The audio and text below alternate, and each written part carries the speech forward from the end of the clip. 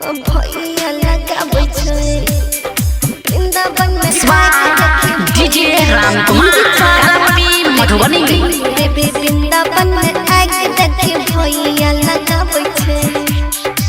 Singing by Imrani राज। सेम चकेवा खेली गीत सब गाबै छै। सेम चकेवा खेली गीत सब गाबै छै। सेम चकेवा खेली गीत सब गाबै छै। वृंदावन में आके देखी भैया लगाबै छै। वृंदावन में आके देखी भैया लगाबै छै। चुगला के टिक में आके भैया लगाबै छै।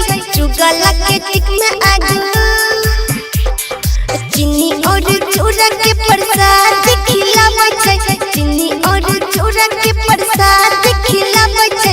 चुगला के टिक में आके भैया लगाबै छै। वृंदावन में आके देखी भैया लगाबै छै। चुगला के टिक में आके भैया लगाबै छै। वृंदावन में आके देखी भैया लगाबै छै। पूर्णिमा के दिन चकेवा के खेला बम पटाखा फूटे बच्चा करे हवा। बम पटाखा फूटे बच्चा करे हवा। पूर्णिमा के दिन चकेवा के खेला बम पटाखा फूटे बच्चा करे हवा। माटी के चुगला के रंग से रंगाबै छै। माटी के चुगला के रंग से रंगाबै छै। माटी के चुगला के रंग से रंगाबै छै। चुगला के टिक में आके भैया लगाबै छै। वृंदावन में आके देखी भैया लगाबै छै। चुगला के टिक में आके भैया लगाबै छै। वृंदावन में आके देखी भैया लगाबै छै।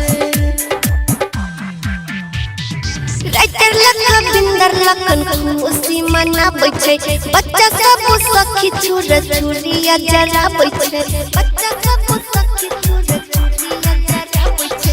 राइटर लखन बिंदर लखन खुशी मनाबै छै। बच्चा सब सखी छुरा छुरिया जराबै छै। इमरानी राज के गाना डीजे पर बजाबै छै। इमरानी राज के गाना